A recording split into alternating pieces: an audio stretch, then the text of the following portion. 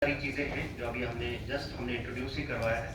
अभी इसमें हम बात करेंगे सिलेबस को लेकर, हम बात करेंगे नए कंपोनेंट्स, जैसे कि मैंने बताया कि कुछ नए कंपोनेंट्स इसमें हमारे सिलेबस में ऐड हो गए हैं।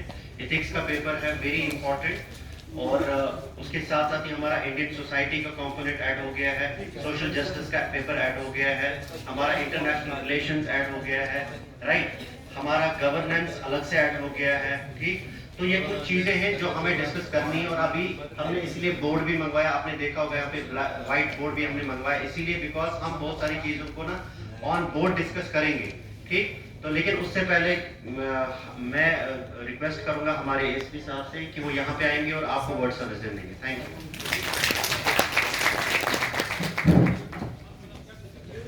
वर्दी deputy development commissioner Kupwara Mamdeen sir, other dignitaries on the dais, and my dear aspirants, very good afternoon to all of you. मैं दो चार चीजें आपसे पर्सनल शेयर करूंगा, मे बी वो आपके रिलेटेड रेलिवेंट हो। सीधे मैं टॉपिक पे आता हूँ, यूपीएससी या इवन स्टेट सिविल सर्विस के एग्जाम्स जो है। नंबर वन, मैं इस एग्जाम से पर्सनली 5 साल वाबस्ता रहा हूँ, बड़ी क्लोजली एग्जाम दिया है। चाहे आपने सबसे पहले जेके पीएससी जो कंडक्ट करता था, और उसके बाद यूपीएससी में मैंने बैक टू बैक 3 अटेम्प्ट दिए हैं इंटरव्यू तक। बात मैं सीधे करता हूं, मैं अपने फेलियर के बारे में बात करूं, मैं क्यों फेल हुआ। डिस्पाइट 40 मुल्कों का एक एग्जाम होता था, उसमें मैंने क्वालिफाई किया, जेआरई उसको कहते हैं, अपने फील्ड में यूनिवर्सिटी टॉपर, लेकिन स्टिल ये सारा कुछ होने के बाद मैंने उसमें पर्सनल भी कुछ इश्यूज थे, और प्रैक्टिकली जो मुझे करना था वक्त पे वो मैंने नहीं किया। नंबर वन बात करूंगा आपसे। सबसे पहले मैंने क्या, जब मैंने स्टार्ट किया उसी टाइम इंफॉर्मेशन बूम था, यूट्यूब्स खुलने लगे, डिफरेंट यूपीएससी के साइट्स खुलने लगे, बहुत सारा मटेरियल मार्केट में था, तो छोटा भी था, पता भी नहीं था, किसी ने बोला भी नहीं। मैंने सबसे पहला जो मुझे करना था वो करना था सेग्रीगेशन ऑफ मटेरियल, जो मुझे करना ही नहीं आया। एक साइड मैंने स्पेक्ट्रम की बुक उठाई, एक साइड मैंने एनसीईआरटी, एक साइड दूसरे कोई यहाँ से कोई डॉक्यूमेंट डाउनलोड करके दे दी, यहाँ से वेबसाइट से कुछ लाया। एज ए रिजल्ट मुझे जो ये अप्रोच लगा लास्ट में 3-4 साल के बाद, ये अप्रोच मुझे लगा कि नहीं, स्टिक टू वन सोर्स, एक ही किताब आप 20 बार पढ़ो, एज कंपेयर टू कि 20 मटेरियल आप एक बार पढ़ो, उससे कुछ हासिल होने वाला नहीं है। आपका जो मेंटल सेटअप है, जो आपकी क्रैनियल कैपेसिटी है, उसमें थोड़ा मोड़ा फर्क होता है। किसी को 2 साल लगते हैं, एक मैराथन टाइप है ये एग्जाम, 3 साल लगते हैं, किसी को 4 साल भी लग सकते हैं। मेरा एक बैचमेट था बिलाल मेहदी, जहाँ एक साथ हमने स्टार्ट किया, आप उससे बात कर, उससे आगे था मैं बहुत। 4 साल उसका प्रीलिम्स हुआ ही नहीं, और 5वें साल उसने 10वीं रैंक हासिल की। यही पर है ये दूसरी बात नहीं कर रहा हूँ, ये प्रेजेंटली डिस्ट्रिक्ट डेवलपमेंट के गुड़गांव, यहाँ पर हमारे अजीम भी रह चुके हैं। एक साथ एक ही जगह सुका से पढ़ के उससे बहुत आगे था मैं, लेकिन स्टिल मतलब बोलने की बात, पेशेंस, परसेवरेंस, डेडिकेशन, हिम्मत नहीं हारनी है। बड़ा एग्जाम है, 10 किलोमीटर की रेस है, पहले से स्टार्ट, आहिस्ता आहिस्ता स्टार्ट करना है, दौड़ना नहीं है, गिरने के चांसेस बड़े हैं, गिर के संभलना है। ये होगी सबसे बड़ी बात जो मैंने बोली आपको कि विद रेस्पेक्ट टू, ये मैं पर्सनली ये अपना फेलियर भी आपसे शेयर करूंगा, और लोगों का जो मेरे दोस्त थे। दूसरी बात, हम बैच में थे 51, 40 के around civil servants batch, topper से लेके आईएएस से लेके व्हाटएवर अलाइड जो भी जितने भी सर्विसेज है, एक ही दिन हमारे बैच में 23 मेरे लिस्ट में थे, जो हमारा केएस होता है। ऐसी बात नहीं, लेकिन एक चीज है, ये इंफॉर्मेशन मुझे लगा, ये सोर्स आपको सबसे पहले सोर्सेज को सेग्रीगेट करना है, और हर किसी की अपनी एक स्ट्रेटजी है। कोई किसी की शार्प मेमोरी होती है, बिल्कुल मेमोरी, स्नैपशॉट मेमोरी, उसको वो हेल्प करता है। किसी को आहिस्ता आहिस्ता उस लेवल पे आना होता है। मे बी कोई आप में से कोई लड़का होगा, अगर वो 4 या 5 घंटे की क्वालिटी स्टडी करे सफिशिएंट है उसके लिए। और साइमल्टेनियसली दूसरा लड़का है, वो उसको लगता है नहीं मुझे इतनी फोटोग्राफिक मेमोरी, उसको 10 घंटे भी लग सकते हैं। वो 5 घंटे में वो उतना कवर करता है, दूसरा स्टूडेंट जो थोड़ा उससे कम हो, लेकिन पहुंचना तो एक ही जगह है ना। इसलिए स्ट्रेटजी अपने हिसाब से, अपने जो आपकी स्ट्रेंथ्स है और जो आपकी डेफिशिएंसीज है उनको देख के करनी है। मेरी स्ट्रेंथ थी साइंस, मैंने उसको बहुत उतना आगे लिया, उसी की वजह से एनवायरनमेंट और साइंस टेक्नोलॉजी इंटरनेशनल रिलेशन मैं प्रीलिम्स क्रॉस कर गया। बस उन्हीं तीन ही कंपोनेंट वेरी स्ट्रांग थे, कोई पता नहीं था इकोनॉमिक। मैं पहले की बात कर रहा हूं, आज तो मैंने उन्हीं कंपोनेंट को जितने वो मुझे स्ट्रांग थे उनको बहुत ज्यादा स्ट्रांग किया, है ना। तीसरी बात, जब आप प्रीलिम्स देखते हो, अगर आपको लास्ट में पता चलता है, जब लास्ट में मार्क्स निकलते हैं 200 का पेपर होता है, जो 100 से ऊपर क्रॉस करता है, इवन 98 से, उसकी सिलेक्शन होती है प्रीलिम्स में। इसका मतलब है कि हार्ड वर्क के साथ साथ स्मार्ट वर्क बहुत इंपॉर्टेंट है। आपको दूर से ही पता चलने चाहिए कि इस साल के ये बर्निंग इश्यूज थे, ये बड़े इश्यूज है, इसका फॉलो आउट इतना बड़ा है, जरूरी और जरूरी क्वेश्चन पेपर में इसका इंपैक्ट होगा, कहीं ना कहीं क्वेश्चन मिलेगा। जैसे कोरोना था, कुछ पता नहीं है मुझे इस बार, लेकिन मैं आंखें बंद करके बोल सकता हूँ प्रीलिम्स यूपीएससी ने कोरोना के बारे में क्वेश्चन पूछा होगा। अब किस कैपेसिटी में, देखो अब ये आहिस्ता आहिस्ता इसको आगे जाना है। थोड़ी आपसे पूछेगा कोविड क्या है, ये बच्चों को भी पता है वायरस है, वो किसी जीन पे हिट करेंगे, किसी रिसेप्टर पे हिट करेंगे, कहीं ना वैक्सीनेशन पे हिट करेंगे। तो ये चीजें आपको एग्जैक्टली इंटरप्रेट करनी है दिमाग में कि ये 30 चीजें 40 चीजें साल में बर्निंग इश्यूज पे 100% पॉसिबिलिटी है, इसमें से 10 15 20 क्वेश्चन, 20 और 20 40 नंबर आपके वही हो गए, पहुंचना आपको 100 पे। समझो मेरी बात, एक्सटेंसिव पढ़ना है, लेकिन साथ साथ में क्वालिटी भी पढ़नी है। ये होगा पहला पॉइंट। सबसे पहले जितने भी सोर्सेज है सारा छांट मारो, आज ही घर जाओ और ये बोलो कि ये 5 किताबें मेरी है, दुनिया को पता है ये 5 किताबें ये मुझे पढ़नी है 20 बार 30 बार, उन्हीं के ऊपर ऐड कर। कोई किसी मटेरियल से कुछ अच्छा मिले तो उसी बुक पे ऐड कर, ताकि आपको एक कंपाइलेशन बने 5 या 6 बुक्स की, जो जिसमें आप बार बार रिवाइज करो। ये जितना इंसान रिवाइज करता है उतना आपके सबकॉन्शियस लेवल में ये यहां से यहां जाता है, जो रिफ्लेक्स यहाँ जो मिडिल ऑफ इधर से ट्रांसफॉर्म होता है, परमानेंट मेमोरी बन जाती है मिनिमम 1-2 सालों के लिए, जब तक आपको जरूरत है, अदरवाइज यहाँ से सारा बाहर निकल जाता है। तो सबसे पहले यहाँ जाके सेग्रीगेट करो किताब। ये मैं अपनी फेलियर के बारे में बोल रहा हूँ, हाँ वो दूसरी बात भी, फिर हमारे अटेम्प्ट्स खत्म हुए, मैंने 2 ही अटेम्प्ट दिए थे 2019, हमारे पास 5-6 अटेम्प्ट्स होते थे, 35 ये था, फिर उसके नीचे आया, आपको सबको पता होगा, लेकिन वो भी sufficient. Segregate at the earliest, अगर आपको आगे बढ़ना है और उसके बाद वही बाइबल बनानी है। जैसे लक्ष्मीकांत, ये दुनिया को पता है पॉलिटी में बाइबल है, इसके बाहर जाना है। 50 बार रिविजन मारो, 100 बार मारो पॉलिटी पे, लक्ष्मीकांत ये कुछ रेफरेंस बुक्स है जो सबको पता है, लेकिन इसके बाहर नहीं जाना। अब आप लक्ष्मीकांत भी पढ़ोगे, उधर भी वो बुक भी, ये बुक भी, लास्ट में आपके हाथ में, क्योंकि मेंटल ग्रोथ ही इस लेवल की इतनी होती है। ये मैं बोल रहा हूँ, ये मैं 10 साल के बाद बोल रहा हूँ, उस वक्त अगर मुझे ये पता होता मे भी कब की बात होती तो मैं पता नहीं कहां पहुंचता होता। नंबर 2, सिलेबस इंपॉर्टेंट है। जेब में सिलेबस रखो, उठते सिलेबस देखो, नीचे बैठ के सिलेबस देखो, सिलेबस के बाहर नहीं जाना है। देखो अगर यूपीएससी है, जेकेपीएससी ने सिलेबस निकाला है, इसकी रेलेवेंस होगी ना, तभी भी तो सिलेबस निकाल। अगर मैंने सबसे पहले हमारे शाहिद इकबाल चौधरी साहब थे जो यहाँ, वो मेरे वेटनरियन थे, मैं वेटनरी डॉक्टर हूँ बेसिकली। उस वक्त जब मैं किसी से बात कर रहा था, वो बोल रहा whatever lies between earth and sky, ये यूपीएससी सिलेबस है। ये मेरी दूसरी गलती थी।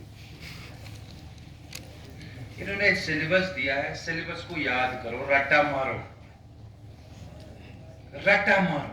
कोई लैंड अर्थ ये पॉसिबल ही नहीं है। ह्यूमन नेचर कैसे रखेगा इतना याद इंसान? सिलेबस बिल्कुल फ्रेम हो गया, वो जेब में रखो। सुबह शाम देखो सिलेबस में क्या, इथिक्स में क्या है, इंटीग्रिटी में, पॉलिटी में क्या, करंट अफेयर। जैसे पहला टॉपिक होता है करंट, थोड़ा करंट अफेयर का ऐसे लिखा होता है, नेशनल एंड इंटरनेशनल इंपॉर्टेंस के जो भी इश्यूज है वो आपको पता होने चाहिए। अगर नेशनल या इंटरनेशनल इंपॉर्टेंस के ऐसे इश्यूज देख लो आप, कोई क्लाइमेट समिट हो जाता है जिसमें सारे के सारे कंट्रीज एक साथ बैठते हैं, जैसे वो नेचुरली इशू बन गया इंटरनेशनल इंपॉर्टेंस है। देयर इज एवरी पॉसिबिलिटी कि उस कॉन्फ्रेंस में एक एक बात जो है वो आपको पता होनी चाहिए और वहीं से आपका क्वेश्चन निकल जाएगा। समझा समझा? तो इसलिए स्टिक टू द सिलेबस। जैसे सोर्स एक है वैसे ही सिलेबस, सिलेबस रट्टा मार के बिल्कुल अब्सॉर्ब करो। सिलेबस के बाहर कुछ नहीं, सिलेबस के बाहर जाओगे आप, आपको कुछ कहीं नहीं मिलेगा। नंबर 3 है ये यूपीएससी जो है, इसको यूपीएससी मैं अपने वक्त बोल रहा था unpredictable public service commission, unpredictable. जैसे मैं 2 या 3 बार अंदर गया, एक बार मैं गया तो पूरा विजन छापा था प्रीलिम्स में, पूरे क्वेश्चन कुछ 70 करंट अफेयर के 70 विजन सीधे ऊपर ऊपर। अब उस वक्त मेरे साथ क्या हुआ, मैंने विजन, मुझे पता ही नहीं था विजन की कोई करंट अफेयर भी निकलती है। 70 60 ये कुछ 2016 की बात है। हाँ 16 देखो ये पूरा ऊपर से नीचे तक मैं एक जनाब तो इजी था, ये तो डिफिकल्ट है। उधर चाइल्ड स्टैंडिंग में ये कौन सा डाटा है? डाटा है 116 का था। दूसरे साल मैंने विजन एक एक पन्ना छाप मारा, उधर उस हिसाब का स्टैटिक पोर्शन, कोई अंदाजा नहीं है, कोई पार्टी नहीं, कोई हिस्ट्री नहीं, अपने कुछ 50 सवाल एनवायरनमेंट के साथ। तो इसलिए आपको बैलेंस करना है, ये स्टैटिक और ये जो करंट डायनामिक पार्ट है इस पे इक्वली फोकस करना है।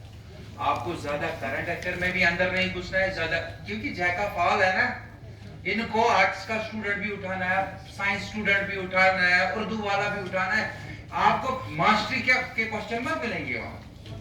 हाँ जो भी रेलेवेंट क्वेश्चन है थोड़ा डीप पता होना चाहिए, क्योंकि उसमें ऐसे होता है 1 2 1 2 3 1 2 3 4 ऑल 1 2। उसमें एक मेथड है, ये आपसे जो भी हमारे ये क्वालिफाई किए हमारे इनको ज्यादा पता हो, इसमें एलिमिनेशन मेथड भी है एक। अगर आपको एक पॉइंट भी सॉलिड पता है ना, आपका क्वेश्चन नीचे आंसर निकल आता है। एलिमिनेशन मेथड एक ही 100% आपको पता है ये सच है या गलत है, एलिमिनेशन मेथड से आपका क्वेश्चन निकल जाता है। क्योंकि यूपीएससी वो जो बोर्ड है उनको सब चला, ये मत है कि मेरा एग्जाम है मेरे अपने सब्जेक्ट का, साइंस का या किसी को आर्ट्स का। समझाया समझाया समझा?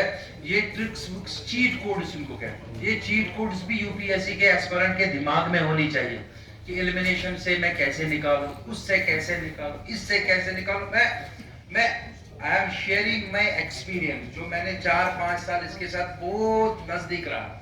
उसके बाद मेरे जॉब के भी कुछ और ये थे चीजें जिसकी वजह से मैं उतना नजदीक नहीं जा पाया इसके, बहुत चीजें होती है।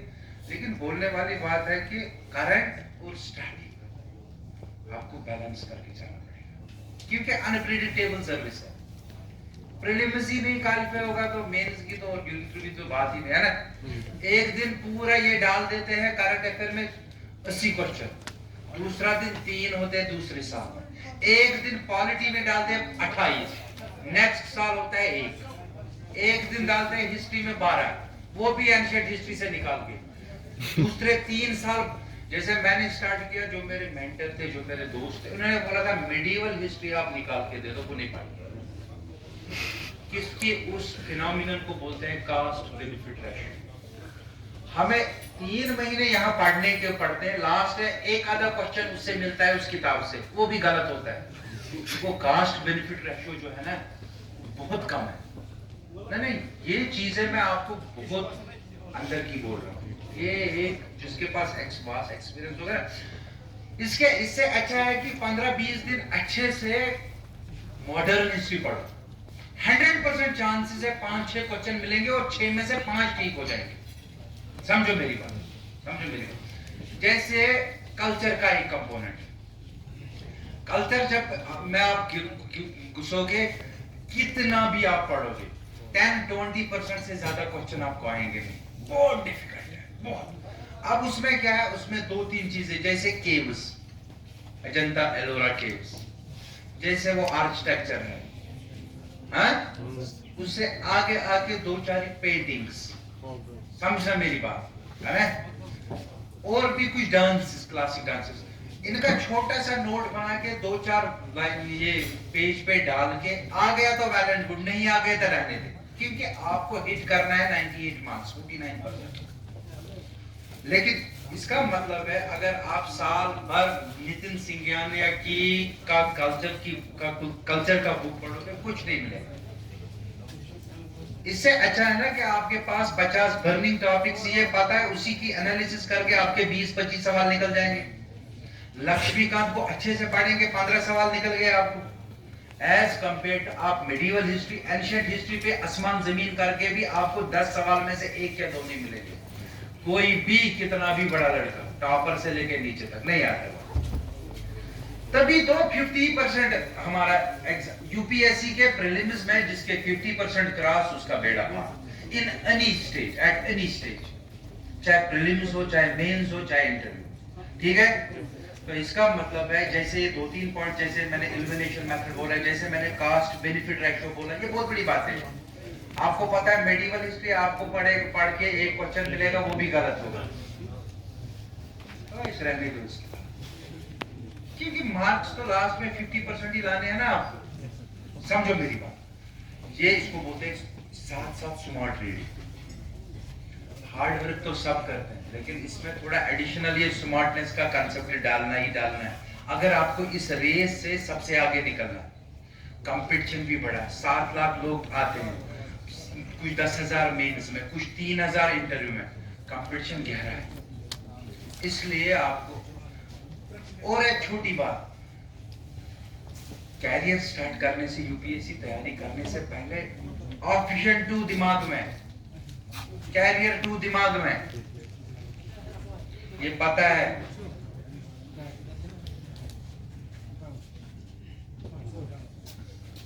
कैरियर 2 दिमाग में, ठीक है, कैरियर 2 दिमाग पहले से कि ये यूपीएससी या केएस करना है, लेकिन साथ में जिसमें आप जिस कैरियर में है ना, वो भी है, क्योंकि बहुत बड़ा ये मैराथन है। अपना कैरियर 2 दिमाग में क्या कर, क्योंकि फिर ये सबके सामने, मैं डिमोटिवेट नहीं कर रहा हूँ, क्योंकि ये जो पढ़ रहे हो ना, ये कहीं ना कहीं स्टेज में आपको जरूरत है। कैरियर 2 डिपार्टमेंट,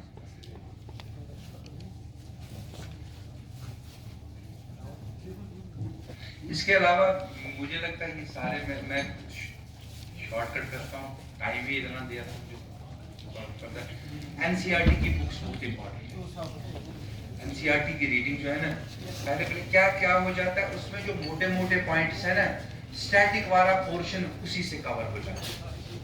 स्टैटिक वाला पोर्शन जो एनसीईआरटी की, जैसे साइंस, ये करंट अफेयर की वो छोटी 6, 6, 7, 8 स्टैंडर्ड की बुक्स है ना, 9th तक, 10th तक, वो करंट अफेयर, ये एनसीईआरटी की बुक्स वो आप हाथ में रखें, उनको जाने नहीं देना। उसमें से जो इसमें, जैसे मैंने एक दिन दिया था, पूरा छांट मारा था मैंने एनवायरनमेंट, वो अच्छी बुक आती है उसमें।